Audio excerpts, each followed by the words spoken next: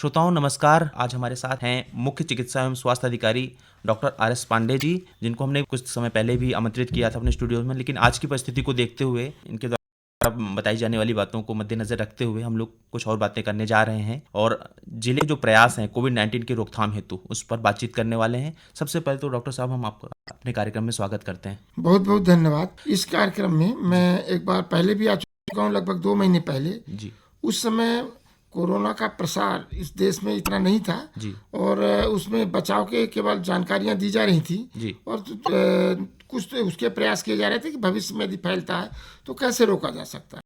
जी वर्तमान में परिदृश्य बदल गया है। जी अब केसेस हमारे देश में, प्रदेश में एवं जिले में भी काफ़ी केसेस देखने को मिल रहे हैं। जी जी हालांकि इसमें घबराने की बात नहीं है। जी अगर पूछा जाए समग्र रूप से कितने सैंपल की जांच हुई है, कितने पॉजिटिव आए, कितने नेगेटिव आए और कितनी रिकवरी हुई है, तो उसके बारे में हमारे श्रोताओं को आज की तिथि के अनुसार, आज के समय के अनुसार बताएं।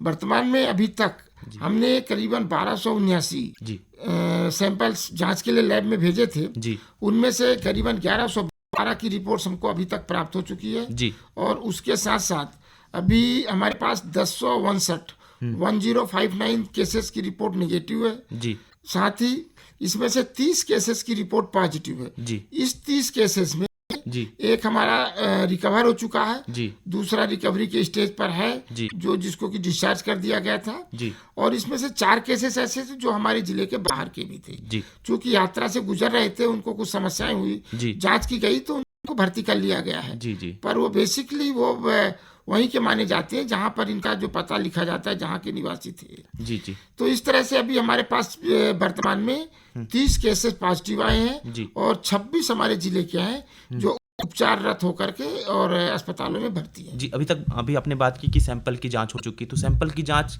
के लिए कहीं हम बाहर सैंपल भेज रहे हैं या अपने जिले में इसकी सुविधाएं प्रदान की जा रही हैं? ये लगभग 25 दिन पहले तक हम सैंपल बाहर भेजते थे, जबलपुर भेजा करते थे, ICMR की लैब थी वहाँ पे। जी जी अब वर्तमान में हमारे मेडिकल कॉलेज रीवा में लैब चालू हो गई है जी जी और लगभग उसमें 100 सैंपल्स पर डे जी जांच की सुविधा है। जी जी तो अभी लगभग 15-20 दिन से लगातार सैंपल हम अपने मेडिकल कॉलेज में ही भेज रहे हैं। जी जी बीच में 2-3 दिन के लिए थोड़ा सा उसमें ब्रेक डाउन हुआ था, जी जी लेकिन अब मशीन चालू हो गई और लगातार जांच की जा रही है। जी जी बात करें कि यहाँ के मरीजों में अगर अब देखते होंगे, आपने अनुभव किए होंगे कि किस कारण से वो मरीजों की संख्या इतनी दिनों दिन बढ़ती चली जा रही है, क्योंकि अभी जो भी श्रमिकों का आवागमन है या मजदूरों का आवागमन है, लॉकडाउन में थोड़ी सी छूट दी गई, शायद उसी का परिणाम हो सकता है। तो इसके बारे में आपका क्या कहना है?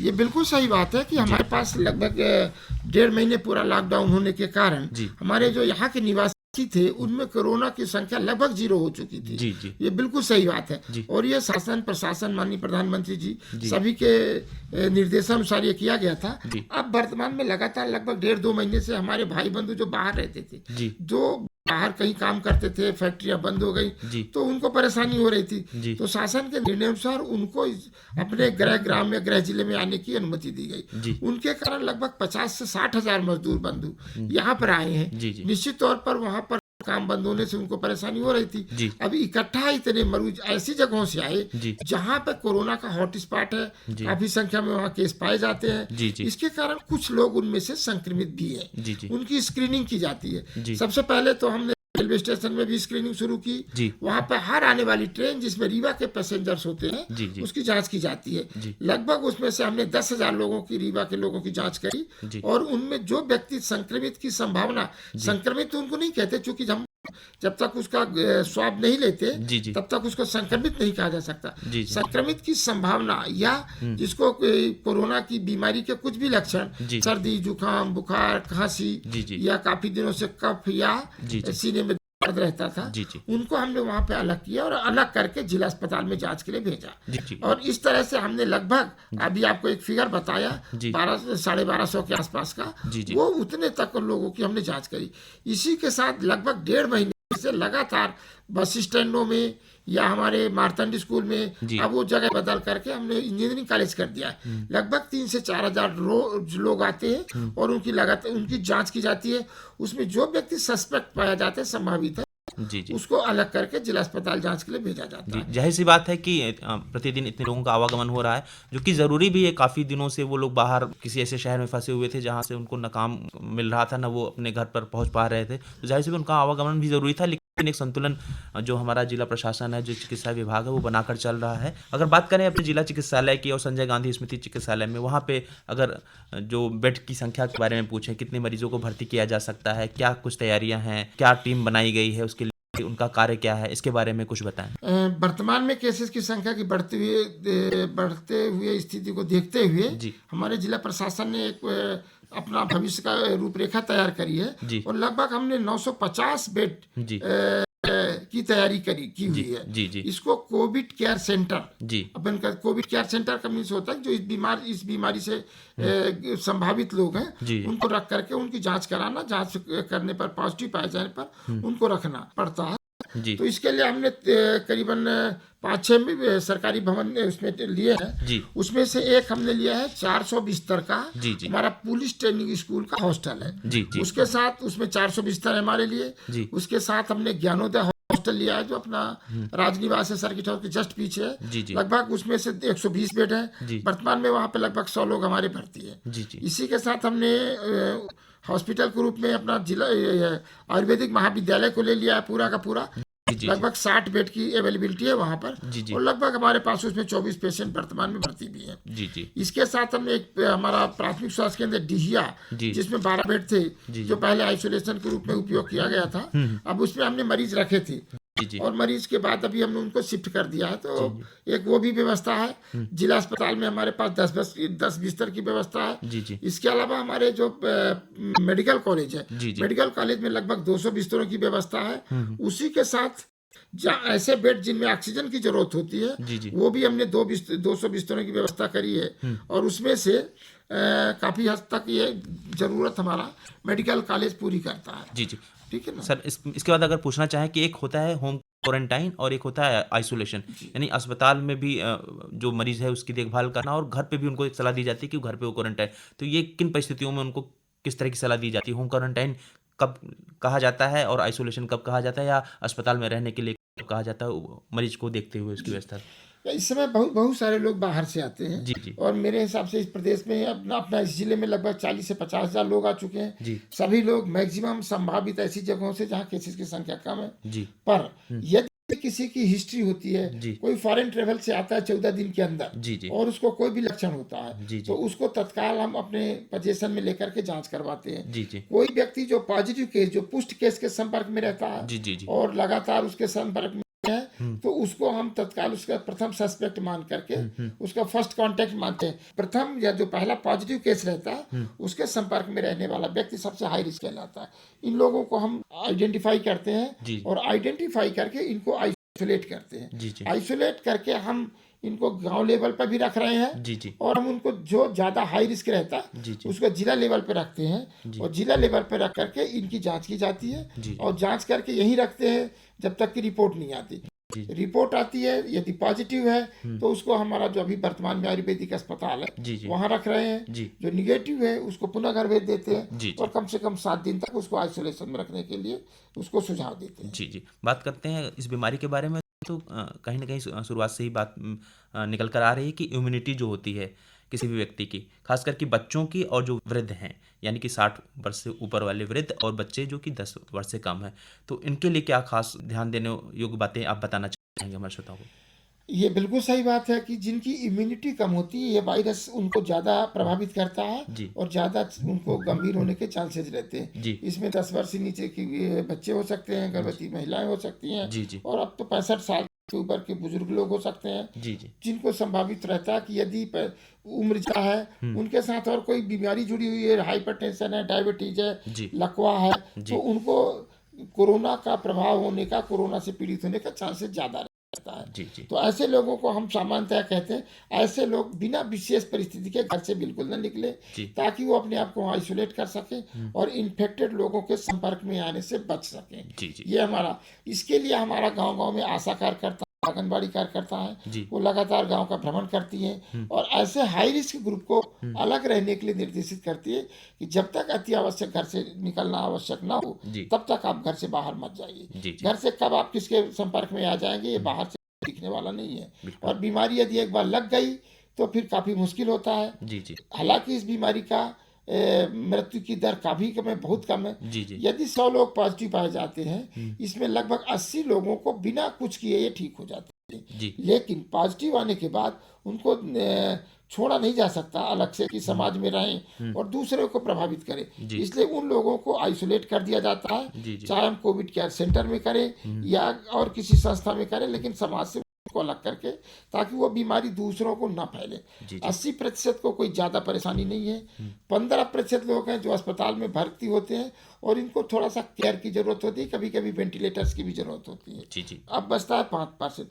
5% ऐसा ग्रुप है जिसका यदि उपचार में कोई खामी रहे या पर उपलब्ध न हो अथवा हाई रिस्क ग्रुप से हो, जी तो जी इनमें मृत्यु की संभावना बढ़ती है। जी जी और इसमें कुछ परसेंट लोगों का, 5% लोगों में से कुछ लोगों की मृत्यु भी हो सकती है। जी जी इसलिए इस ग्रुप को सबसे ज़्यादा देखभाल की जरूरत पड़ती है। जी जी जी। अभी हम लोग बातचीत कर रहे थे अपने रीवा शहर की, रीवा जिले की।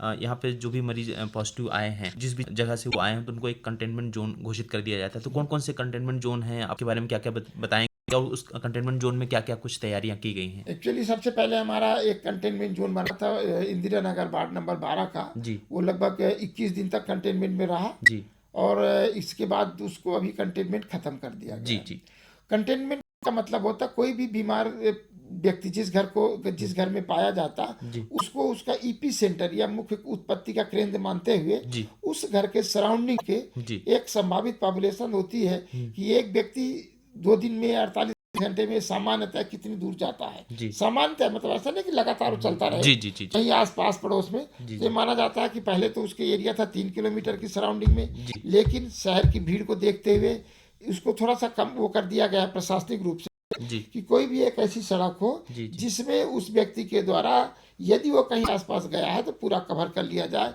कोई शहर का मतलब गलियां हो सकती हैं, उन गलियों को पेरीफेरी मानते हुए, जी जी या कोई वार्ड नंबर हो सकता है उसको पूरा मानते हुए, या कोई पुलिस थाना हो सकता है। इस तरह से सीमा बना करके उसको अलग किया जाता है। ये जो हमने वार्ड नंबर 12 को कंटेनमेंट में लिया था, जी जी तो उसमें लगभग 1000 लोगों का पॉपुलेशन थी, जी लगभग 250 घर थे उसमें से। जी उनको लगातार 21 दिन तक उनकी पूरी सराउंडिंग में उसकी जांच की गई। जी तो टीम बुला करके उसकी जांच कराई जाती थी और उसका सैंपल भी लेने का वहाँ पे प्रयास किया जाता था। जी जी अच्छी बात यह रही कि इस पूरे परिस्थिति में जो हमारा रीवा का कंटेनमेंट था, जी उसमें किसी के मतलब व्यक्ति को कोई ऐसा लक्षण नहीं आया जो कि हमको ज़्यादा गंभीर लगे, और वो कंटेनमेंट वर्तमान में समाप्त कर दिया गया। अब कुछ हमारे फील्ड में गांव-गांव में केसेस निकल रहे हैं जी, वहाँ पे भी कंटेनमेंट जोन वहाँ बनाए भी गए हैं। कंटेनमेंट बनाए जा रहे हैं और लगभग अभी 8 कंटेनमेंट बनाए गए हैं। जी और वो कंटेनमेंट केवल इतना ही करेंगे कि उस व्यक्ति के सराउंडिंग की वो पॉपुलेशन जी जो वो संभावित रूप से प्रभावित कर सकता था या जहां उसका विजिट हो सकता था जी जी या संपर्क हो सकता था, उस व्यक्ति को सामान्य पॉपुलेशन से अलग कर दिया जाए जी। ताकि बाकी लोग उसके संपर्क में न आए और बीमारी को उसी क्षेत्र में रोका जा सके। सर, अंत में एक पूछना चाहेंगे जो कि सबसे ज़रूरी है, जो हमारे श्रोता सुन रहे हैं, बातचीत के माध्यम से वो दूसरों को भी बताना चाहेंगे कि बचाव के लिए आप क्या संदेश देना, उनमें क्या विश्वास दिलाना चाहेंगे कि वो कितने भयमुक्त रहें, उनके लिए क्या कहना चाहेंगे जो लोग थोड़ा सा डरे हुए हैं और इस बीमारी की चपेट में ना आ जाएं? कहीं ना कहीं उनके मन में तो होगा ही, तो उससे बचाव के लिए आप क्या कुछ ऐसी संदेश देना चाहेंगे अपने चिकित्सा विभाग की तरफ से, क्या उनसे आग्रह करना चाहेंगे? ये तो सर्वविदित है कि इस बीमारी की कोई पर्टिकुलर दवा नहीं है, कोई इंजेक्शन या कोई वैक्सीन भी नहीं बनी, कोई टैबलेट भी नहीं है कि कोरोना को उससे रोका जा सके, समाप्त किया जा सके। बचाव ही इसका साधन है। और सबसे बड़ी बात है व्यक्तिगत बचाव। हम किसी भी ऐसी जगह पर न जाएं जहाँ भीड़ भाड़ हो, जहाँ के लोगों को हम जानते पहचानते नहीं, जहाँ के लोग कहाँ से आए हैं, कौन लोग हैं उनको भी नहीं जानते, उनकी ट्रेवल हिस्ट्री भी नहीं जानते। भीड़ भाड़ से हमेशा बचना चाहिए। कोशिश करें कि हम घर पे ही रहें, आवश्यकता पड़ने पर ही घर से निकलें। घर से निकलते हैं तो मास्क का प्रयोग 100% करें। अब तो शासन ने नियम में ला दिया है, क्योंकि जो मास्क का प्रयोग ना करते हुए बाहर निकलेगा उसके ऊपर वैधानिक कार्रवाई की जाएगी, जुर्माना वसूल किया जाएगा। तो किसी भी ऐसी जगह पे भीड़ भाड़ से जाने से बचे, मास्क का प्रयोग करें, हाथ धोए। और ये कहता है अपना रेस्पिरेटरी एटिक्वेट, मतलब सांस लेने में थूकने की प्रवृत्ति कुछ लोगों को ज़्यादा होती है, तो उससे बचना चाहिए। और यदि कहीं छींक आती है, खांसी आती है, तो उसको रोकने के लिए या तो टिश्यू पेपर या रुमाल का उपयोग करना चाहिए। खुले में बिल्कुल नहीं थूकना या खांसना चाहिए, इससे भी कीटाणु बाहर, विषाणु आ जाते हैं, वायरस बाहर आते हैं। यदि कभी ऐसी है हमारे पास कुछ भी नहीं है और खांसी आ गई या छींक आ गई, तो अपने हाथ की कोहनी को मोड़ करके मुंह के पास रख करके और उसको फैलने से रोकना चाहिए। यही सबसे बड़ा वो है। साथ में लगातार जल्दी से 2-2, 3-3 घंटे में उपलब्ध हो तो अपने को साबुन से हाथ धोना चाहिए। हाथ धोना सबसे ही प्रभावशाली बचने का साधन है। इसके साथ हाथ धोने की यदि व्यवस्था नहीं है तो सैनिटाइजर का प्रयोग करके हाथ को साफ रखा जा सकता है। हाथ को साफ रखने के बाद भी बार बार हाथ को चेहरे के पास, आँख के पास, नाक के पास नहीं ले जाना चाहिए। इससे जो हमारे हाथ, हम जो सतहों को छूते हैं, पेपर छूते हैं या बाकी चीज़ों को, उससे ये कीटाणु हमारे मुंह के पास जा सकता है और उस व्यक्ति को प्रभावित कर सकता है। तो व्यक्तिगत बचाव ही इसका सबसे बड़ा बचने का साधन है और वही सबसे उत्तम उपाय भी है कि हम यदि बीमार ही नहीं होंगे तो हमको दवाई की जरूरत ही नहीं पड़ेगी। बिल्कुल, अगर हम जागरूक होंगे तो सच में बीमारी की चपेट में आएंगे ही नहीं। सर, हेल्पलाइन अगर यदि नंबर हो आपके पास, जो भी श्रोता अगर इसकी चपेट में आते हैं, जो भी हमारे जन सामान्य है वो कहीं ना कहीं इसकी चपेट में आता है या इससे भयभीत होता है, कुछ लक्षण उनको ऐसा प्रतीत होता है, तो वो किस हेल्पलाइन नंबरों पर आपसे संपर्क कर सकते हैं, इसके बारे में बताते हैं। कुछ हेल्पलाइन नंबर्स यदि जो जिला चिकित्सालय या जो संजय गांधी स्मृति चिकित्सालय या प्रशासन द्वारा प्रदाय किए गए हों, उनके बारे में कुछ बताएं। बिल्कुल। हमारे यहाँ जिला अस्पताल में 2 हेल्पलाइन नंबर चालू हैं जी। एक नंबर है 8225096382। एक बार मैं फिर से कहना चाहूँगा 8225096382। एक ये मोबाइल का नंबर है कोरोना हेल्पलाइन से, ये 24 घंटे चालू रहता है, ये जिला अस्पताल का है। एक और नंबर है जिला अस्पताल का जो लैंडलाइन का नंबर है 7662226888। एक बार पुनः कहूँगा 7662226888। ये लैंडलाइन नंबर है, जिला अस्पताल का है। 104 हमारे प्रदेश का कोरोना का हेल्पलाइन नंबर है, उस पर भी संपर्क किया जा सकता है। इवन पुलिस की जो नंबर रहता है 100 डायल, उसमें भी करा जा सकता है, या कोई भी ऐसा अधिकारियों का नंबर जो जिला अस्पताल से संबंधित हो सकते हैं, प्रशासन से हो सकते हैं, पुलिस से हो सकते हैं। इन सबके नंबर कभी भी जरूरत पड़ने पर उपयोग किए जा सकते हैं और जैसे भी जरूरत होगी उस जरूरत को पूरा करने का जो भी प्रयास होगा, स्वास्थ्य विभाग, जिला प्रशासन या प्रदेश प्रशासन इसको पूरा करने की कोशिश करेगा, ताकि ज़्यादा से ज़्यादा लोगों को इस बीमारी से बचाया जा सके और उनके जन और धन की हानि को रोका जा सके। जी। बहुत बहुत शुक्रिया डॉक्टर साहब, आप हमारे कार्यक्रम में आए और जो जिले की तैयारियां हैं, जो चिकित्सकीय प्रयास हैं, सचमुच आप 24 घंटे लगे हुए हैं, आपकी पूरी टीम है, जनता है, जो हमारे श्रोता हैं वो सुन रहे हो तो ज़रूर उनको इन बातों से फ़ायदा हुआ होगा और वो जो भी जागरूकता से संबंधित, इस बीमारी से बचाव के संबंधित जो भी बातें बताई गई वो अपने ध्यान में ले आएंगे और इस बीमारी से दूर दूर तक बचे रहेंगे। आपका बहुत बहुत शुक्रिया, आप हमारे स्टूडियो में आए। धन्यवाद आपने स्टूडियो में बुला करके और जनता के बीच मेरा अपना मैसेज पहुँचाने का, उनको अपनी जानकारियों का बताने का समय दिया, मौका दिया। आपका, आपकी आकाशवाणी का मैं बहुत बहुत आभारी हूँ। बहुत बहुत